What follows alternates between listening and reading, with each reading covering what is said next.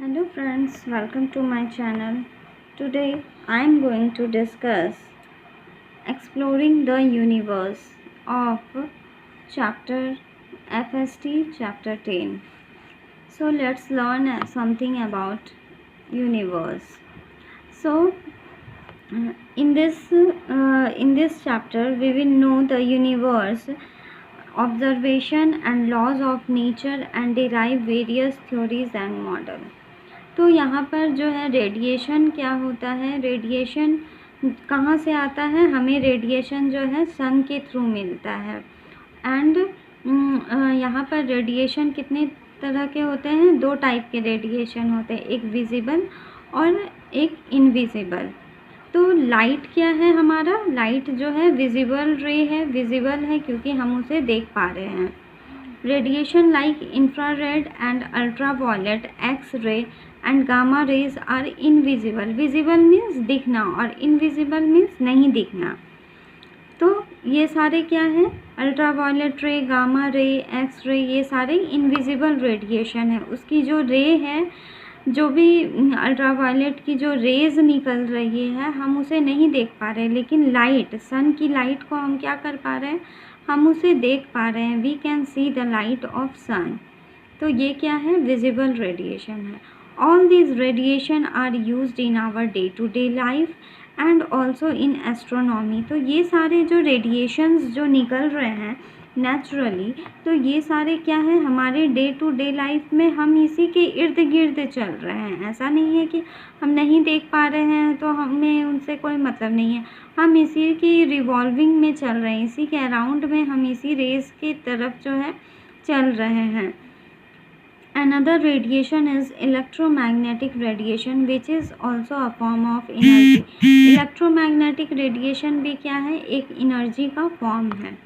Okay, तो यहाँ पर इस चैप्टर में मेनली स्टार्स के बारे में बताया गया है। Light in pursuit of star light, light is collected through a telescope then recorded in photographic plate. Light जो है, जो ऑप्टिकल एस्ट्रोनॉमी होती है वहाँ पे जो भी लाइट निकल रही है वो कहाँ से, वो फोटोग्राफिक प्लेट के थ्रू जो है वो लाइट आ रही है।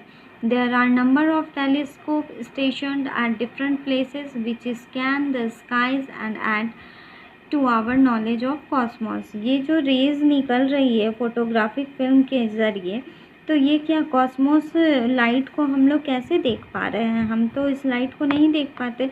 अगर जब तक फोटोग्राफिक फिल्म अगर नहीं लगाया जाता एस्ट्रोनॉमी मीन्स एस्ट्रोनॉट के द्वारा, तब तक हम ये कॉस्मोस लाइट के बारे में ना तो जानते और ना ही हम उसे स्काई से स्कैन करके देख पाते।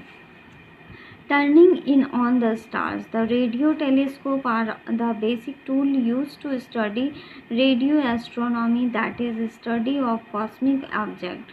तो हमारा हम जो एस्ट्रोनॉमी के ज़रिए जो है हम जो स्टार्स के लाइट को देख पा रहे हैं, ये जो कॉस्मिक ऑब्जेक्ट को हम देख पा रहे हैं, ये किसकी वजह से, only through radio waves emitted by the astronomy. Radio telescope receive the radiation or radio waves of the desired wavelength from the space। ये क्वेश्चन आपको आ सकता है कि स्पेस से हमें कौन सा वेवलेंथ हमें मिल रहा है, तो हमें रेडियो वेव्स के ज़रिए जो है हम वेवलेंथ जो है नाप पा रहे हैं स्पेस का। क्यूजर्स एंड पल्सर्स आर स्टार्स और स्टार लाइक ऑब्जेक्ट यूजिंग रेडियोस्कोप। अब यहाँ पर जो है एक सबसे इम्पॉर्टेंट क्वेश्चन है, the life story of star. यहाँ पे हम जो है मेनली क्वेश्चन को अंडरस्टैंड करेंगे जो हमारे एग्ज़ाम्स में आने वाले हैं। तो the life story of star, यहाँ पे आप देखें ये जो है इम्पॉर्टेंट क्वेश्चन जो है हमारे एग्ज़ाम में पूछा गया है FST के। Describe the life story of star, 10 marks. तो ये 10 नंबर का क्वेश्चन है, तो इसलिए मैं आपको ये समझा दे रही हूँ। Life story of a star. Stars are thought to be made of hydrogen gases. Stars हमें कैसे दिखता है, वो सारे क्या है, S2 गैसेस हैं। हाइड्रोजन मीन्स S2, हाइड्रोजन जो गैस है उसी से हमें स्टार्स दिख रहे हैं। For some reasons these gas clouds start contracting. और कुछ कारणों की वजह से जो है जो गैस जो ये हो रहे हैं वो कॉन्ट्रैक्ट कर रहे हैं एक दूसरे से। The core of the star further contract because its gravitational pull becomes more than out force of radiate energy. अभी हमने पढ़ा कि रेडियो वेव्स के थ्रू जो एनर्जी निकल रही है उसके थ्रू जो है गैसेस जो है वो कॉन्ट्रैक्ट हो रहे हैं स्टार से। The extra heat from the core of the star cause the star outer region to boil and expand।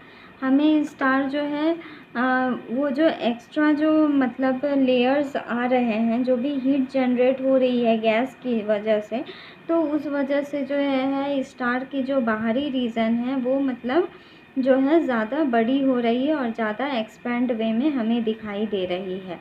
If in this case the star is sun-sized or more massive than the sun, it becomes slightly slow and radiant। हमें जो blue colour की star दिख रही है तो अगर वो बहुत बड़ा हो जाएगा तो वो कैसा दिखेगा, हमें सूर्य की तरह, हमें सन की तरह वो दिखेगा, जो एक स्लाइटली स्लो एंड ऑर्गेंट मतलब बड़ा दिखेगा और वो कुछ सूझा सूझा सा दिखेगा, जो कि बहुत छोटे समय के लिए होगा। In this stage the star consumes the hydrogen gas. मतलब जब स्टार जो है सबसे ज़्यादा हाइड्रोजन गैस को अपने में ऑब्जर्व कर लेगा तब वो कुछ इस तरह का सन के टाइप का वो दिखाई देगा। The core contract producing a very high temperature. और स्टार का जो कोर होगा, जो हम स्टार जान रहे हैं कि इस तरह का है, तो इसका जो कोर होगा तो ये सबसे ज़्यादा हाइड्रोजन गैस को अपने बॉडी में आउटर बॉडी पार्ट में स्लोएन कर लेगा। If the core contract producing a very high temperature after this the fate of the star depend upon the mass of its core. तो जैसा मैंने बताया कि वो अपने चारों ओर बॉडी में जो है वो हाइड्रोजन गैस को ऑब्जर्व कर लेगा, तो वो किस तरह का हो जाएगा, उसकी एज जो है शॉर्टर स्टेज हो जाएगी और वो हाइड्रोजन गैस को कंज्यूम कर लेगा। ओके, तो ये रहा एक इम्पॉर्टेंट क्वेश्चन। और एक क्वेश्चन और इम्पॉर्टेंट है, what happen when a gas cloud contracts. तो गैस क्लाउड कॉन्ट्रैक्ट कब होता है, जब प्रेशर जो होता है क्लाउड का सबसे ज़्यादा इंक्रीज़ करता है, मीन्स बढ़ जाता है क्लाउड का प्रेशर, और इसी प्रेशर और टेम्परेचर जो होते हैं वो जो है जब इंक्रीज़ करते हैं तब इसे हम लोग क्या बोलते हैं, प्रोटोस्टार। तो जब ये गैस क्लाउड में जो कॉन्ट्रैक्ट करते हैं तो उसे हम लोग कहते हैं प्रोटोस्टार। तो इस स्टेज क्लाउड की इस स्टेज को हम लोग प्रोटोस्टार करते हैं। जब क्लाउड की जो है प्रेशर बढ़ जाती है तो वो हम यहाँ पर जान लो कि इसे हम लोग प्रोटोस्टार कहते हैं। When the increase of the pressure in the cloud increases, then we called it a protostar। okay, what is the source of energy in the star। Star को कहाँ से ताकत मिल रही है, स्टार को सबसे ज़रूरी चीज़, स्टार को जो है सीधा सन से, तारे को कहाँ से ताकत मिल रही है, सन से, क्योंकि सबसे नज़दीक कौन है, सन है। Sun has got a tremendous amount of energy which is radiant in the form of light, heat and other electromagnetic radiation। ये सब समझने वाली चीज़ है। तो हमें जो है सन से, स्टार को सन से बहुत ही ज़्यादा अधिक मात्रा में एनर्जी मिल रही है, और जो कि ये एनर्जी जो है लाइट रोशनी में, हीट मीन्स गर्माहट, और अलग इलेक्ट्रोमैग्नेटिक रेडिएशन भी उसे मिल रहा है। When does a star become stable? Stars in the sky are of both types, one which flash faintly and other which shines brightly। कुछ तारे होते हैं जो टिमटिमाते हैं बीच बीच में, और कुछ जो है वो हमेशा एक चमकते रहते हैं। When a faint star flashes millions of times more brightly, such phenomenon is called nova। अभी यहाँ पे क्वेश्चन आएगा, what is Nova and what is supernova. तो नोवा हम कैसे कहेंगे, जब जो है फैंट स्टार फ्लैश करेगा मिलियन ऑफ टाइम्स, मीन्स सबसे ज़्यादा, मीन्स मिलियन टाइम, एक बार ही वो फ्लैश करेगा लेकिन वो मिलियन टाइम्स से भी ज़्यादा चमकेगा, उसे हम लोग नोवा बोलेंगे।